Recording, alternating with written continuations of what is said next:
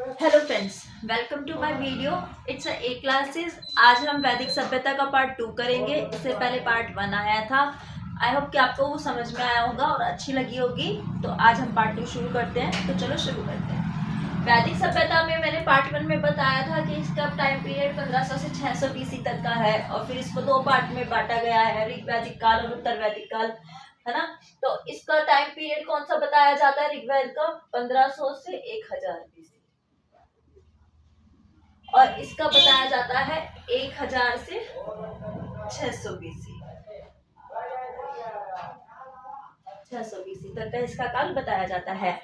पहली वीडियो में मैंने इसमें बताया था कि जो ऋग्वैदिक काल का जो समाज था, वो समाज कितने भागों में बटा हुआ था। 4 भागों में बटा हुआ था।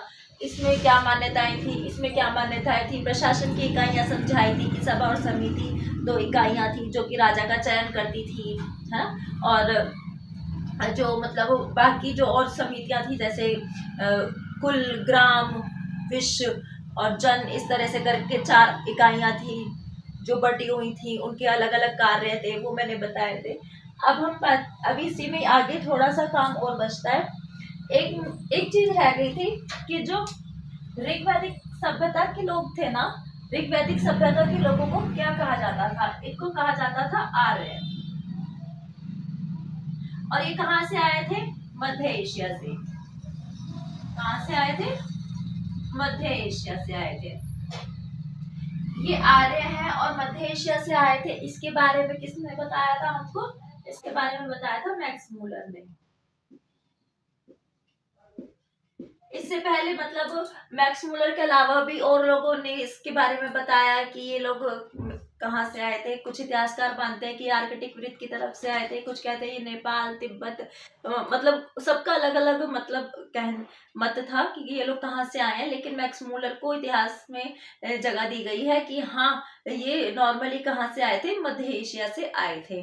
और ये मध्य एशिया में किस जनजाति से बिलोंग करते थे? तो ये लोग बिलोंग करते थे नार्डिक जनजाति। वहां पे मतलब कोई नार्डिक करके एक जनजाति थी, उनके कबीले से ये लोग संबंध रखते थे। और ये मतलब जब भारत आए तो वो भारत कैसे आए थे? ये लोग आए थे हिंदू कुश पर्वत को पार करके। कैसे आए थे? हिंदू कुश पर्वत को पार करके। और ये भारत में कहाँ पे आए थे? ये भारत में आए थे हमारे सप्त सिंधु के क्षेत्र में। सप्त सिंधु के क्षेत्र में मतलब आपको पता है, ये जो सिंधु और सिंधु की सहायक नदी है, चिनाब, झेलम, व्यास, सतलज, इन नदियों के किनारे ये लोग आके बसे थे। यानी कि आधुनिक पंजाब और हरियाणा के क्षेत्र में ये लोग आके बसे थे। फिर धीरे धीरे करके ये उत्तर भारत में ये लोग एक तरीके से फैल गए थे। और अब इसे मिटा देता है। अब इसमें पहले मैंने प्रशासन और समाज की बात करी थी। अब हम इधर बात करेंगे कि इनका व्यवसाय क्या था। इनका व्यवसाय क्या था? क्या था इनका व्यवसाय? इसमें अलग था, इसमें अलग था। यहाँ पे इनका मुख्य व्यवसाय था पशुपालन। ऐसा नहीं है कि ये लोग कृषि नहीं करते थे, लेकिन जो सबसे ज्यादा जो इनका मुख्य व्यवसाय होता था, जिससे इनकी आमदनी होती थी सबसे ज्यादा, वो इनका पशुपालन था। कि इनका ऋग्वैदिक काल का। और उत्तर वैदिक काल का क्या था? उत्तर वैदिक काल का था कृषि।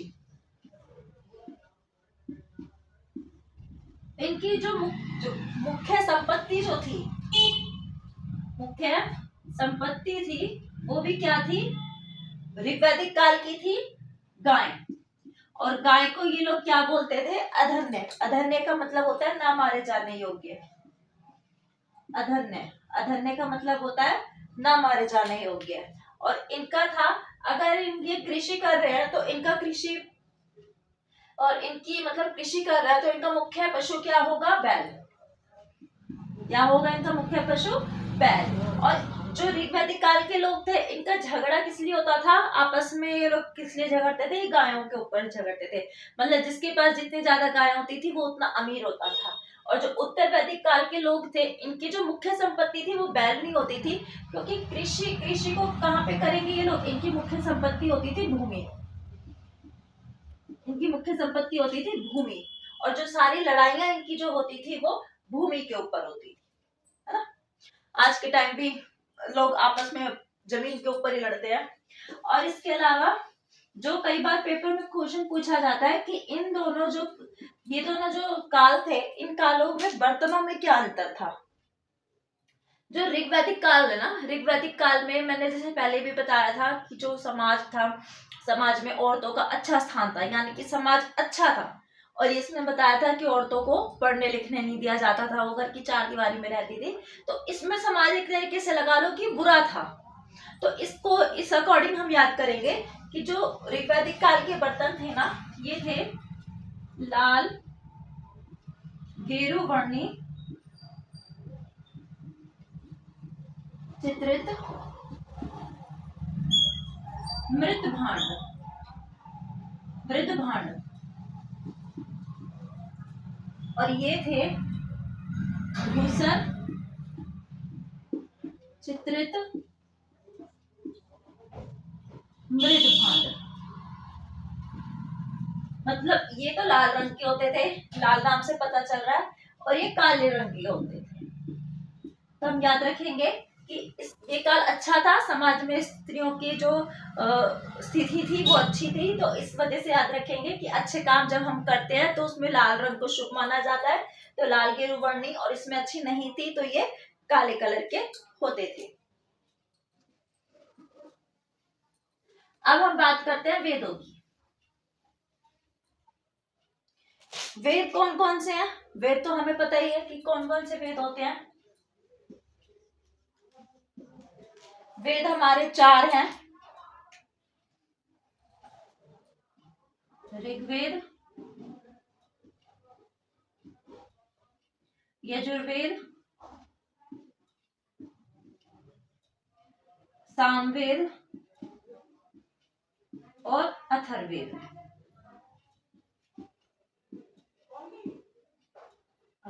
अथर्ववेद, ये हमारे चार वेद हैं।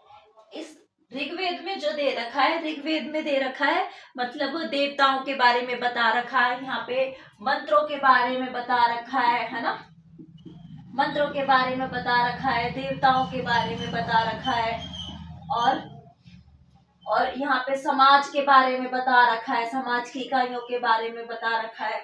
ये सब बातें किस में दे रखी हैं? ऋग्वेद में। यजुर्वेद में क्या दे रखा है? यजुर्वेद में दे रखे हैं कर्म कांड।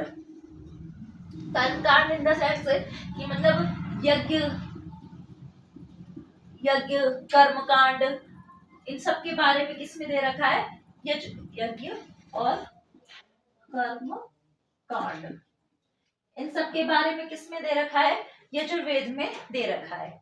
और यजुर्वेद के दो भाग है, पहला शुक्ल यजुर्वेद, शुक्ल यजुर्वेद, और दूसरा कृष्ण यजुर्वेद। इसके दो भाग है, शुक्ल यजुर्वेद और कृष्ण यजुर्वेद। तीसरा है सामवेद। सामवेद में संगीत के बारे में बता रखा है। संगीत मतलब जो संगीत के जो 7 सुर हैं, सारे गामा पादा निसा, वो किस में दे रखे हैं? सामवेद में दे रखे हैं। और क्या दे रखा है इसमें? जो इसमें मंत्र दे रखे हैं ना, जो ऋग्वेद के अंदर जो मंत्र वगैरह दे रखे हैं, वो मंत्रों को किस तरह से उच्चारण करना, उसको किस तरह से गाया जाना चाहिए, वो सब किस में दे रखा है? सामवेद में दे रखा है। और अथर्ववेद में दे रखा है जादू, टोना, चिकित्सा, समाजशास्त्र, इन सब के बारे में, और हमारा दैनिक जीवन, दैनिक जीवन, ये किस में दे रखा है? अथर्ववेद में दे रखा है। चार वेदों के बारे में पढ़ा। अब हम इनके कुछ पॉइंट्स के बारे में पढ़ेंगे कि इसमें 10 मंडल हैं। सन से नोट करते चलेंगे। 10 मंडल है, 1028 सूक्त हैं, सूक्तियां, सूक्तियां, 10,462 मंत्र हैं, 108 उपनिषद हैं, 108 उपनिषद हैं, 6 वेदांग हैं। उपनिषदों को ही वेदांत बोला जाता है, उपनिषदों को ही वेदांत कहा जाता है। ठीक है, अब आगे हम पढ़ेंगे जो ऋग्वेद में जो 10 मंडल दे रखे हैं उनमें से कुछ पॉइंट्स आते हैं पेपरों में, जैसे कि तीसरे मंडल में ओम और गायत्री मंत्र दे रखा है। क्या दे रखा है? ओम और गायत्री मंत्र। और गायत्री मंत्र किसने लिखा था? विश्वामित्र ने। किसने लिखा था? विश्वामित्र ने लिखा था। और ये किसको समर्पित था? सावित्री देवी। किसको समर्पित था? सावित्री देवी को। ठीक है, और इसके एक 9वें मंडल में किसकी व्याख्या दे रखी है? सोमदेव की। सोमदेव जो कि औषधि का देवता है ना। और एक दे रखा है 10वें मंडल की बात कर रखी है। 10वें मंडल में किसके बारे में दे रखा है? 10वें मंडल में दे रखा है पुरुष सूक्त के बारे में। जो मैंने पिछली वीडियो में बताया था कि पुरुष की उत्पत्ति ब्रह्मा के मतलब सिर से, बाजुओं से, जांघों से और पैरों से हुई है। तो ये जो ब्राह्मण, क्षत्रिय, वैश्य, शूद्र का जो कॉन्सेप्ट है ये 10वें मंडल में दे रखा है। ठीक है,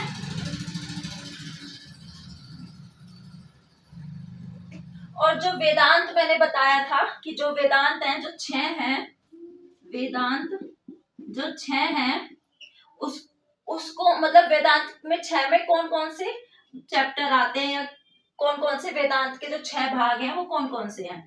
पहला है शिक्षा, दूसरा है कल्प, निरुक्त, छंद, व्याकरण, कितने हो गए? 1 2 3 4 5 और एक ज्यामिति। ये वेदांत जो वेदांत के जो 6 भाग हैं वो ये सारे हैं। वेदांग और वेदांत में क्या अंतर होता है? जो वेदांग है जिन्हें हम उपनिषद बोलते हैं, ये होते हैं हमारे वेदों के अंग, यानी कि वेदों को एक कहते हैं ना नॉर्म, जो हमारे वेद थे वो एक शास्त्रीय संस्कृत में लिखे हुए थे जिन्हें पढ़ना बहुत मुश्किल होता था। तो इसलिए किसकी रचना की गई? वेदांतों की यानी कि उपनिषद की। और जो ये वेदांत हैं, वेदांत 6 हैं और इन वेदों को व्याकरणिक तौर पे पढ़ना यानी कि उनको उसके व्याकरण को समझने के लिए किसके प्रयोग किया जाता है? ये वेदांगों का प्रयोग किया जाता है। ठीक है, इसके अलावा हम पढ़ेंगे अब देवताओं के बारे में कि ऋग्वेद काल में जो सबसे पूजनीय देवता माना जाता था वो इंद्र को माना जाता था। इंद्र को बोलते थे पुरंदर यानी कि किलों को ढहाने वाला। ये वर्षा का देवता माना जाता था। ये तो माना जाता था ऋग्वेद काल में। और उत्तर वैदिक काल में कौन माना जाता था? प्रजापति। उत्तर वैदिक काल में जो सबसे पूजनीय देवता माना जाता था उसका इंद्र के स्थान पे आ गया था प्रजापति। ठीक है, और ऋग्वेद में जिस देवता के बारे में दे रखा है, एक दे रखा है अग्नि के बारे में। अग्नि को बताया गया है कि मतलब ये मध्यस्थ का काम करता है। मध्यस्थ को किसके मध्यस्थ में काम करता है? ये करता है मनुष्य और देवताओं के बीच में, मनुष्य व देवताओं के बीच में मध्यस्थ का काम करता है। और एक बताया गया है वरुण के बारे में बताया गया है। ये तो है जो सबसे ज्यादा बार जिसका उल्लेख हमें मिलता है किसमें? ऋग्वेद में। इन 3 देवताओं का सबसे ज्यादा उल्लेख हमें ऋग्वेद में देखने को मिलता है। अब इसके अलावा हम बात करते हैं कि जो हमारे 108 उपनिषद थे उसमें 2 उपनिषदों की बात की जाती है। एक तो की जाती है मुंडको उपनिषद,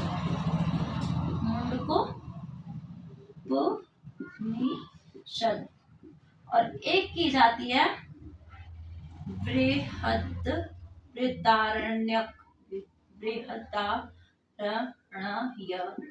बृहदारण्यक उपनिषद। इन दो उपनिषद की बात की जाती है। इन दो मतलब नॉर्मली इन दो से ज्यादा क्वेश्चन देखने को मिलते हैं। जो मुंडकोपनिषद है, मुंडकोपनिषद से हमें क्या देखने को मिलता है? मुंडकोपनिषद से हमें देखने को मिलता है कि जो मतलब हमें क्या मिला है, जो हमें ये सत्यमेव जयते मिला है ना, कि सत्य की ही जीत होती है, सत्यमेव जयते, वो कहाँ से मिला है? मुंडकोपनिषद से। और जो बृहदारण्यक उपनिषद है, इससे हमें क्या मिला है? अस्तोमा, प्रेयर में आता है ना, अस्तोमा ज्योतिर्गमया तमसोमा ज्योतिर्गमया, वो वाला ज्योतिर्गमया, ये हमें किससे मिला है? बृहदारण्यक उपनिषद से देखने को मिला है। आई होप कि आपको ये मेरी वीडियो अच्छी लगी होगी। आपको प्लीज मेरी वीडियो को लाइक और शेयर करिएगा। थैंक यू, धन्यवाद।